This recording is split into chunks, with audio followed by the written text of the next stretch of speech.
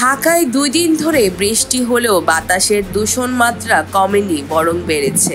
আজ শুক্রবার 8টা 20 ঢাকার এয়ার কোয়ালিটি ইন্ডেক্স ছিল 184, যা সবার জন্য অস্বাস্থ্যকর পর্যায়ে পড়ে। অথচ একদিন আগেই এই সূচক ছিল 163। বিশ্বের দূষিত শহরের তালিকায় ঢাকার অবস্থান তৃতীয়। শীর্ষে সেনেগালের ডাকার, এরপর ভারতের দিল্লি।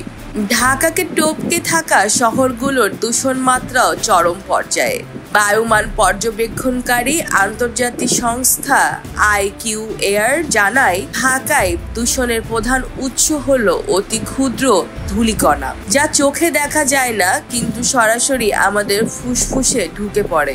ফলে বাড়ছে শ্বাসতন্ত্রের জটিলতা, হৃদরোগ, এমনকি দীর্ঘমেয়াদে ক্যান্সারের ঝুঁকি।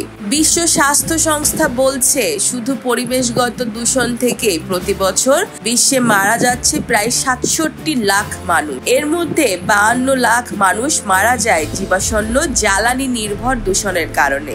বাংলাদেশের পরিবেশ মন্ত্রণালয় বলছে, এই QI সূচক 150 ছাড়লে তা সকলের জন্য অস্বাস্থ্যকর। 201 পেরোলে খুবই অস্বাস্থ্যকর, আর 300 ছাড়ালে তা বিপর্যয়কর।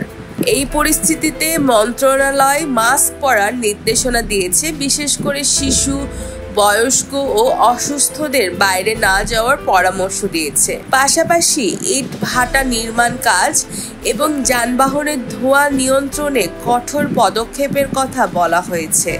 কিন্তু প্রশ্ন রয়ে যায়, নিয়ম, নির্দেশনা আর পরামর্শে কত দূর হবে? যখন দূষণ বৃষ্টিতেও ধুয়ে যাচ্ছে না, তখন ঢাকাবাসীর জন্য সুস্থ নিঃশ্বাস কবে ফিরবে?